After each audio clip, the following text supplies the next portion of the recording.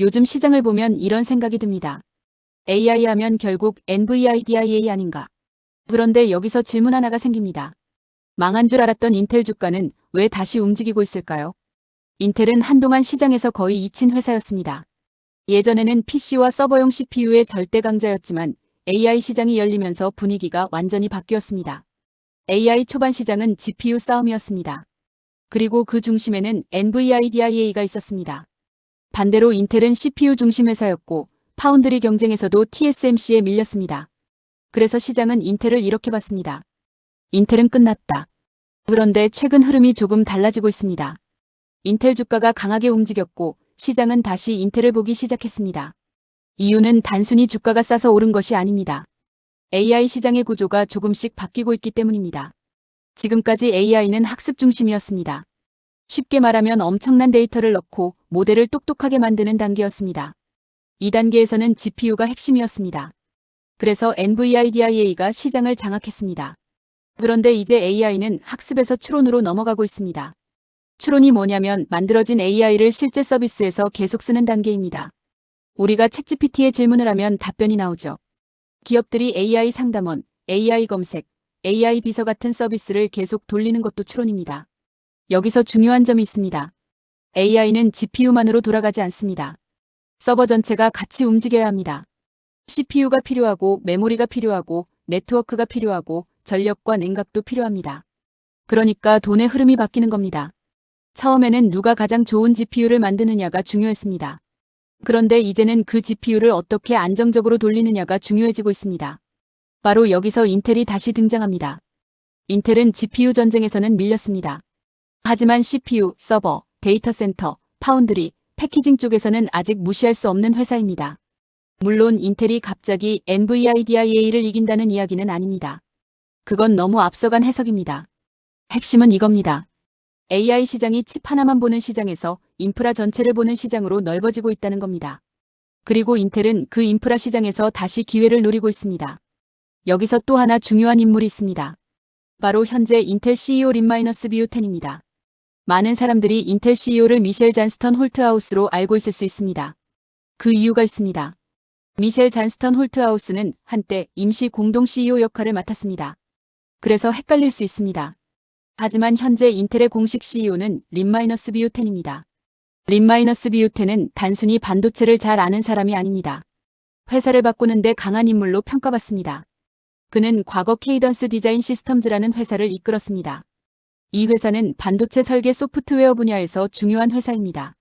린-뷰텐은 그곳에서 회사를 성장시키고 고객 중심 조직으로 바꾼 경험이 있습니다. 그래서 지금 인텔에 필요한 사람과 꽤 잘 맞습니다. 인텔의 문제는 단순히 좋은 제품 하나가 부족한 게 아닙니다. 조직이 무겁고 제조 경쟁력이 흔들렸고 고객 신뢰도 약해졌습니다. 그러니까 지금 인텔에 필요한 건 광고 잘하는 CEO가 아닙니다. 회사를 뜯어고치고 고객을 다시 데려오고 사업 구조를 다시 짜는 사람입니다. 린-뷰텐이 바로 그런 역할을 맡고 있는 겁니다. 현재 인텔은 회사 전체를 다시 짜는 중입니다. 구조 조정을 하고 비용을 줄이고 파운드리 전략을 다시 세우고 있습니다. 단순히 자기 칩만 만드는 회사가 아니라 다른 회사의 칩도 만들어주는 회사가 되려고 하고 있습니다. 이게 성공하면 인텔은 완전히 다른 회사가 됩니다. 예전 인텔은 내 제품을 내가 만들어 파는 회사에 가까웠습니다. 그런데 앞으로의 인텔은 미국판 TSMC를 꿈꾸는 회사가 될 수 있습니다. 물론 여기에는 엄청난 리스크가 있습니다. 첫 번째 리스크는 기술 격차입니다. 파운드리 시장에서는 TSMC가 너무 강합니다. 인텔이 단기간에 이 격차를 줄이기는 쉽지 않습니다. 두 번째 리스크는 돈입니다. 반도체 공장을 짓고 미세 공정 경쟁을 따라가고 고객을 확보하려면 어마어마한 자금이 필요합니다. 세 번째 리스크는 시간입니다. 파운드리는 오늘 발표한다고 내일 바로 돈을 버는 사업이 아닙니다. 고객이 믿고 맡기기까지 시간이 걸립니다. 그래서 인텔은 안전한 종목이라기보다 턴어라운드 베팅에 가깝습니다.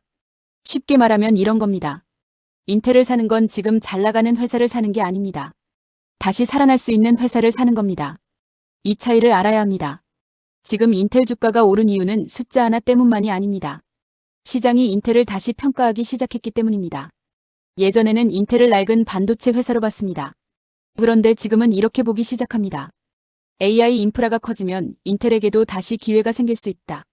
이게 지금 인텔 상승의 본질입니다. 그렇다면 투자 관점에서는 어떻게 봐야 할까요? 인텔은 단기 실적만 보고 접근하면 위험합니다. 실적이 조금 좋아졌다고 바로 완벽하게 부활했다고 보면 안 됩니다. 중요한 건 세 가지입니다. 첫째, 데이터 센터 매출이 실제로 계속 좋아지는지 봐야 합니다. 둘째, 파운드리 적자가 줄어드는지 봐야 합니다. 셋째, 대형 고객을 실제로 확보하는지 봐야 합니다. 이 세 가지가 확인되면 인텔은 단순 반등이 아니라 진짜 턴어라운드로 볼 수 있습니다. 반대로 이 세 가지가 계속 흔들리면 지금의 상승은 기대감에 그칠 수 있습니다. 결국 인텔은 이런 종목입니다. 망한 회사도 아니고 완전히 살아난 회사도 아닙니다. 지금은 회복을 증명해야 하는 회사입니다. 그래서 인텔을 볼 때 가장 중요한 질문은 이겁니다. 인텔이 NVIDIA를 이길 수 있느냐가 아닙니다. 진짜 질문은 이겁니다. AI 인프라 시장이 커질 때 인텔이 다시 중요한 자리를 차지할 수 있느냐. 저는 이 관점이 훨씬 중요하다고 봅니다. 지금 시장은 아직도 NVIDIA 중심으로 움직입니다. 그건 당연합니다. NVIDIA는 여전히 AI 반도체 시장의 핵심입니다. 하지만 AI 산업이 커질수록 돈은 한 곳에만 머물지 않습니다. 처음에는 GPU로 갔고, 그 다음에는 전력으로 갔고, 이제는 서버, 냉각, 파운드리, 네트워크, CPU까지 번지고 있습니다. 인텔의 반전은 바로 여기서 나옵니다. AI 시대가 깊어질수록 시장은 다시 묻게 됩니다. 이 많은 AI 서버를 누가 안정적으로 돌릴 것인가? 이 많은 칩을 누가 만들 것인가? 미국은 반도체 제조를 누구에게 맡길 것인가?